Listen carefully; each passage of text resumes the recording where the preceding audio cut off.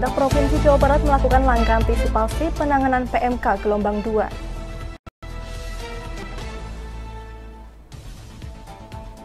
Polda Jawa Timur membekuk sindikat pencuri data pengguna PayPal di 70 negara yang beraksi sejak tahun 2018.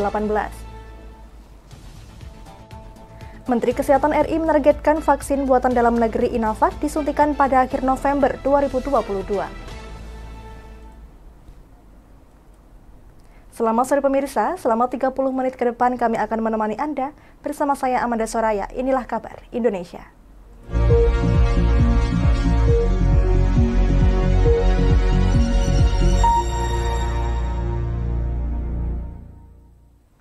Berita pertama datang dari Surabaya, Jawa Timur. Subdit Cyber di Treskrimsus Polda Jawa Timur berhasil membekuk 4 orang sindikat pencurian data perbankan dan data pribadi pengguna PayPal dunia. Dalam aksinya, pelaku menggunakan cara scam page atau pemalsuan website PayPal untuk mencuri data pengguna PayPal. Kemudian data hasil curian dijual melalui pasar gelap. Dari hasil penyelidikan polisi, pelaku telah menjual 260.000 data pengguna PayPal di 70 negara sejak tahun 2018.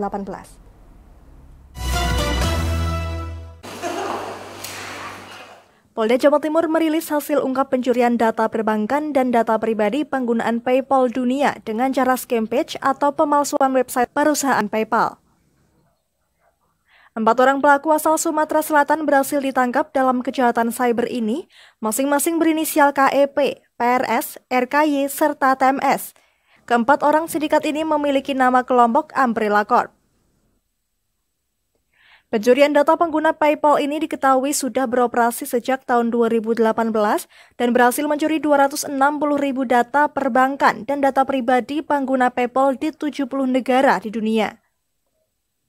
Beberapa di antaranya yakni Amerika Serikat, Inggris, Rumania, Australia, serta Indonesia. Data pengguna PayPal yang banyak dicuri berasal dari negara Amerika Serikat, yakni sebanyak 239.000 data. Oleh pelaku, data pengguna PayPal ini kemudian dijual ke pasar gelap dengan nilai $5 hingga $15 Amerika per satu data. Dari hasil pencurian data pengguna PayPal ini, para pelaku berhasil meraup keuntungan 5 miliar rupiah sejak beroperasi dari 2018. Dalam aksinya, para pelaku memalsukan website perusahaan PayPal dan mengirimkan URL ke email dan SMS pengguna PayPal agar diisi sesuai data perbankan dan data pribadi pengguna. Kemudian oleh pelaku, data korban tersebut dijual ke pasar gelap. Yang akan menggunakan dalam transaksi PayPal ini. Sehingga orang yang punya data tersebut pasti akan mengalami kerugian. Pertama, datanya dipakai untuk melaksanakan transaksi. Yang kedua, kalau ada sisa uang yang ada dalam situ digunakan mereka. Per data awalnya dia dijual $5, tapi yang terakhir sampai dengan $15. Ini kira-kira yang mereka dapatkan dalam penjualan data yang dia dapatkan. Jualnya sedunia bagi masyarakat yang ingin menggunakan data. Dalam sindikat kejahatan cyber ini, kelompok yang bernama Umbrella Corp memiliki 7 orang anggota. 4 orang berhasil ditangkap dan 3 orang saat ini masih DPO. Selain berhasil menangkap 4 orang pelaku, polisi berhasil menyita sejumlah barang bukti kejahatan beserta hasilnya, diantaranya beberapa perangkat komputer, uang tunai 270 juta rupiah, sepucuk senjata api dan 2 pucuk senjata airsoft gun, 3 mobil serta 1 unit rumah. Dari Surabaya, Jawa Timur, Sultan Asauki, Lingkar TV, melaporkan. Vaksin booster COVID-19 karya anak bangsa yakni vaksin merah putih atau Inavac ditargetkan siap disuntikan pada bulan November. Saat ini vaksin tersebut dalam proses produksi massal setelah mendapat izin dari Balai POM RI.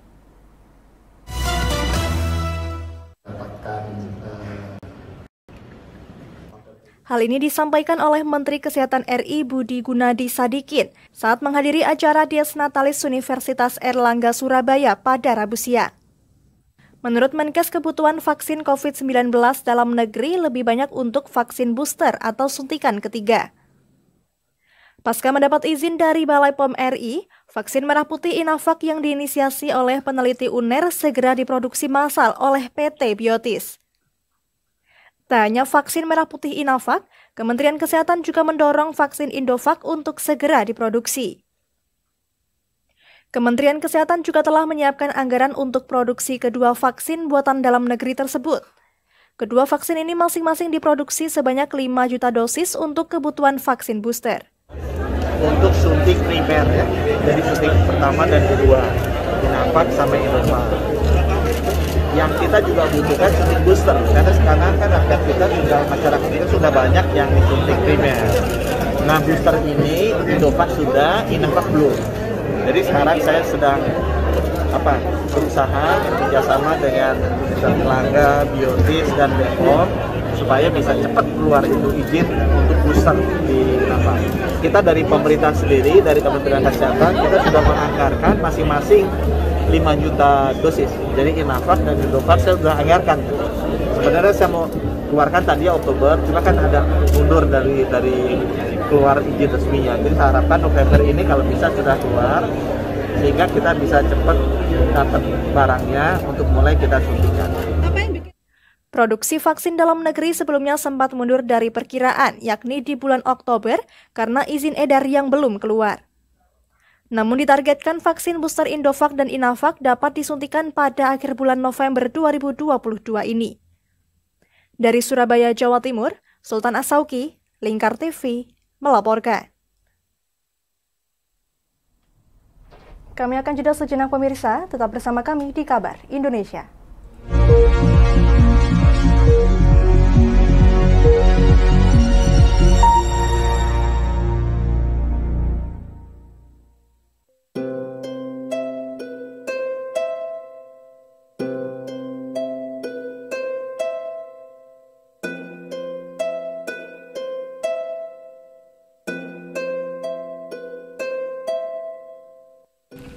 Wah, iki yo siaran TV apik temenan. Filme cocok karo suasanane. Elah. Boleh bro ngene iki awan-awan kok.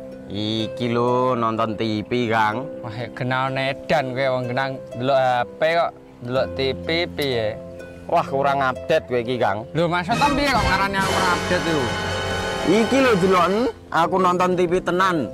Apa kira nonton HP? Wong delok HP ngono genal nedan apa iki. Iki lho delok siarane. Lho, kok iso ya? Yo TV apa?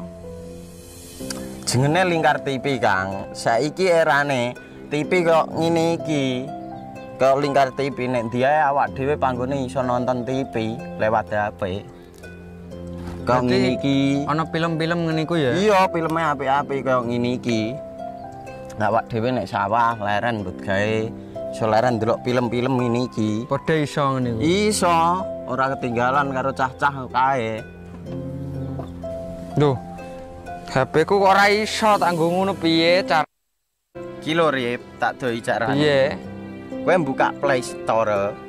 Play Store, Mas. Yo iku pokoke. Play Store apa? Ketik Lingkar TV.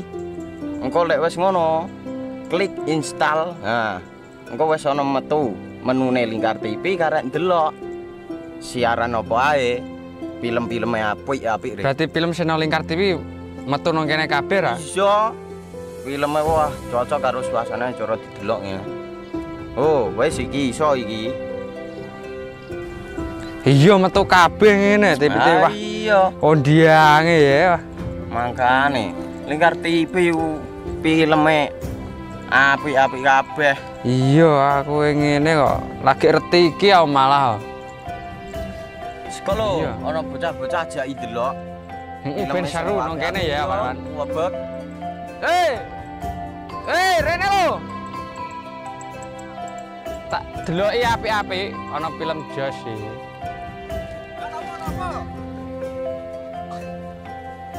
Rene go Rene. Oh iki lho tak deloki film nang Lingkar TV. Solutif dan terpercaya. Tonton siaran Lingkar TV melalui aplikasi Lingkar TV di Play Store. Dengan cara ketik Lingkar TV di pencari.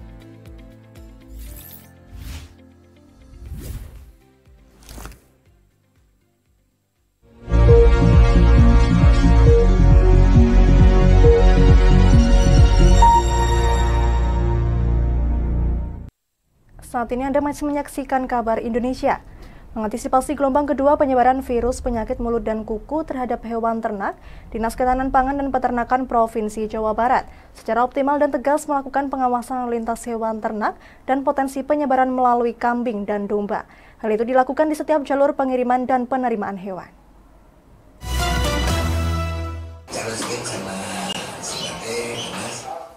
Pemerintah Provinsi Jawa Barat ingatkan seluruh warga masyarakat terkait gelombang kedua penyebaran penyakit mulut dan kuku pada hewan ternak.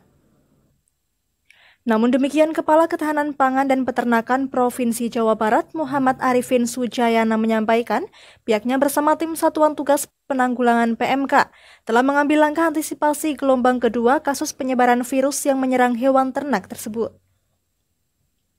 Sebelumnya, akibat virus tersebut banyak peternak sapi yang mengalami kerugian cukup besar. Seperti diketahui bersama, virus penyakit mulut dan kuku pada hewan berdampak buruk pada kesehatan hewan itu sendiri. Kaki lihat, nah, kalau kakinya bekas saya dibeli, bekas PMK, kakinya udah lihat yang ngora itunya kakinya. Yang sehat sapinya Pak, pakan khusus Pak. Seperti apa aja sih Pak? Pak khususnya paling saya ini pada obatan Pak, B-kompleks buat nafsu makan, terus kasih apa lagi obat-obatannya ada beli. Kemarin selain vaksin sama nafsu makan Pak, dikasihnya divaksin kemarin sama B-kompleks nafsu makan. Namun Arifin menyampaikan pihaknya menegaskan kasus PMK gelombang kedua di beberapa daerah seperti di Kabupaten Sumedang, Kabupaten Garut, dan Kabupaten Sukabumi bukan varian baru virus PMK, melainkan faktor penyebab melalui lalu lintas hewan ternak dan virus yang menyebar melalui kambing atau domba. Temuan di zona merah PMK tersebut menjadi bahan evaluasi tim Satgas PMK untuk melakukan pengawasan secara ketat di lalu lintas hewan ternak yang masuk ke Provinsi Jawa Barat. Selain itu, tim Satgas pun terus melakukan pemeriksaan dan vaksinasi secara masif untuk hewan yang rentan terpapar PMK seperti sapi, kerbau, serta domba. Itu bisa kita pegang betul, kita melakukan. Ada mobile checkpoint, kita kerjasama dengan TNI, Polri, dengan Dinas Perhubungan, kemudian aktifkan juga checkpoint yang ada di kita, di Losari, dengan di Banjar, dan di Gunung Sindur. Tapi kan masyarakat itu usaha, yang kemudian mereka mencari jalan keluar. Kita sudah minta kepada BNPB supaya juga berkomunikasi yang masuk ke tol. Kan tidak pernah juga bisa ke Hadang. Nah, itu yang kemudian sekarang langkah-langkah kita adalah pengetatan kembali di lalu lintas. Supaya yang tadi sudah zero kasus, sudah kasusnya menurun, itu tidak nambah lagi. Karena langkah kita sudah kita lakukan maksimal, termasuk komunikasi, informasi, edukasi kita ke masyarakat. Dikatakan Arifin, tingkat kesembuhan hewan ternak yang terserang PMK di Jawa Barat sangat tinggi, yakni sebesar 80%. Pihaknya terus melakukan edukasi dan informasi mengenai pentingnya kebersihan hewan ternak dan kandang, kemudian melakukan vaksinasi dan mengecek secara teliti kondisi hewan yang akan diterima. Sebagai informasi, di Jawa Barat kasus wabah PMK sejak awal Mei hingga saat ini mencapai 60.000 kasus. Untuk itu, pemerintah Provinsi Jawa Barat pun telah menyiapkan 200.000 vaksin PMK guna memutus rantai penyebaran penyakit yang menyerang hewan ternak tersebut. Dari Bandung, Jawa Barat, Bobi Roska, Lingkar TV, melaporkan.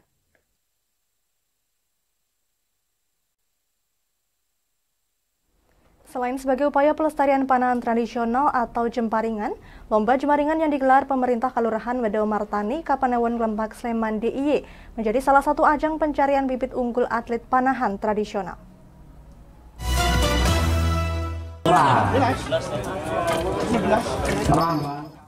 Lomba panahan tradisional atau jemparingan kali ini digelar dengan tajuk Gladen Ageng di Lapangan Dolo, Kelurahan Wedo Martani, Kapanewon Lembak Sleman DIY.